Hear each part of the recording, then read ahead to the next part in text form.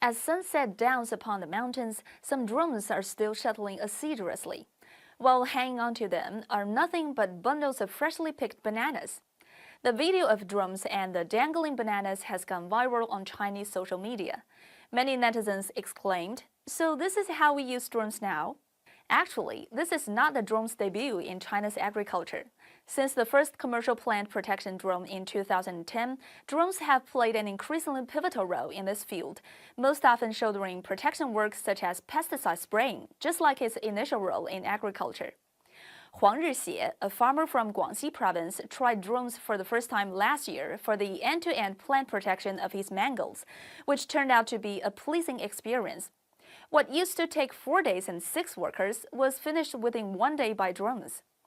Thanks to the precision and efficiency of drones, pests and diseases were effectively prevented before their high-occurrence rainy season, guaranteeing Huang a big harvest with a nearly 25% increase in production per mu compared to the previous year.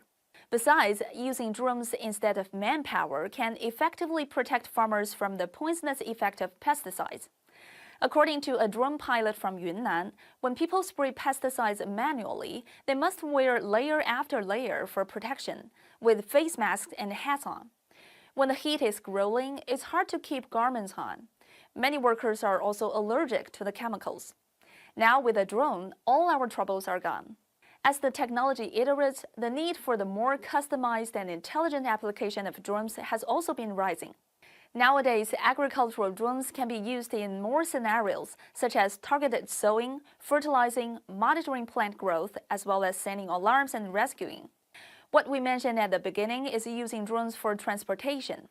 In the past, the difficult terrain in mountainous areas poses challenges for agricultural machines, so manpower is the only way to ship the products out.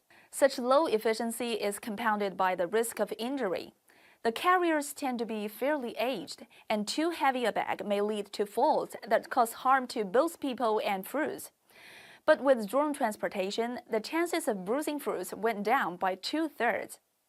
Last year, Zigui County, which is famous for agriculture, saved local farmers 30 million RMB by using drone transportation alone.